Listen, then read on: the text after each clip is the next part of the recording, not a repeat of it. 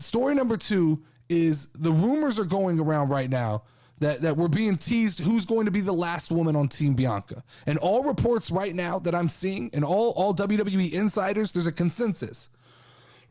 I've heard the name Candice LeRae, heard Chelsea Green, don't think that's happening yet. Heard Charlotte, don't think she's coming back yet. I've heard Sasha floated out there, but there's one name that I'm hearing more than all the other names, and it's Becky Lynch.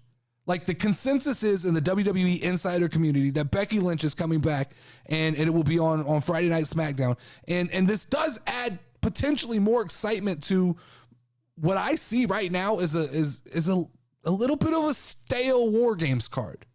The build for this pay-per-view or this premium live event, whatever you want to call it, it's been pathetic. It's been pathetic. And I don't want to throw the word pathetic out, but outside of like the Brawling Brutes and the Bloodline, and I like what's going on with the Judgment Day and AJ Styles and Finn Balor, but outside of that, man, it feels like a card that's just been like, I heard my guy Jay Knows Wrestling talk about this. Jay Knows Wrestling on TikTok. If you don't follow him, go follow him. Dude's like super wrestling smart. He's like, to me, he's the opposite spectrum of me. I'm the dumb wrestling guy who just casually watches and says what I think. That dude has real wrestling knowledge. And I heard him talk about November pay-per-views being the time of the year where wrestling companies just start throwing cards together that don't make sense. And I don't know, maybe I need to talk to him about that, because I didn't know that was a thing. But like, as I study this for the first time and kind of see, Full Gear, while I enjoyed it, it did look like a thrown together card.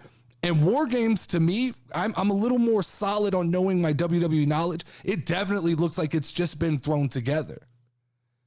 But like, why was this, potentially, if this is Becky Lynch, why was this moment saved for SmackDown? Raw needed this. Like, Raw could have benefited from this announcement tremendously. Did WWE and Triple H look at that Raw show and go, this is beautiful. We don't need anything else. We can end this show with Asuka and Rhea Ripley and everybody will go home happy. I don't know what you're watching. That show literally needed. It was missing that last surprise. If Becky Lynch's music hits, she comes out, evens the odd. I think that Raw is salvaged. But instead, we're saving this for Fox, who already has Roman Reigns, the Bloodline, Drew McIntyre, Karrion Kross. Now they get Becky Lynch. Or even if it's not Becky Lynch, they get whatever this surprise gets to be. And that's crazy to me. That this is a Raw superstar. This is someone listed on the Raw roster. And that makes me think, like, I had this thought the other day that, like, we've been hearing about Sasha Banks. We've been hearing rumors and rumblings and things that sound like, well, she's coming back. And then you hear she's not coming back. Is there a possibility that Triple H is playing games with like WWE insiders? Is he feeding information to people just to try to keep, does he have a big surprise planned? I mean, could we get Becky, Sasha, all these people coming back at War Games, and he's just trying to get us off the scent? That sometimes that bothers me, that maybe Triple H thinks he's smarter than everybody, and that he is playing games and planning based on these surprises. But that sounds a lot like Tony Khan to me.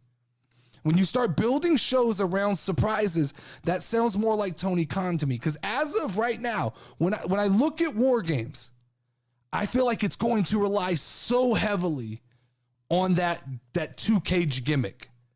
And Triple H is just crossing his fingers and going, I hope the fans buy into this. I hope, because they've never seen it before on a WWE arena, that they buy into this and they go, this is cool. Because outside of that, most of these matches look like a bunch of wrestlers just thrown in the ring last minute.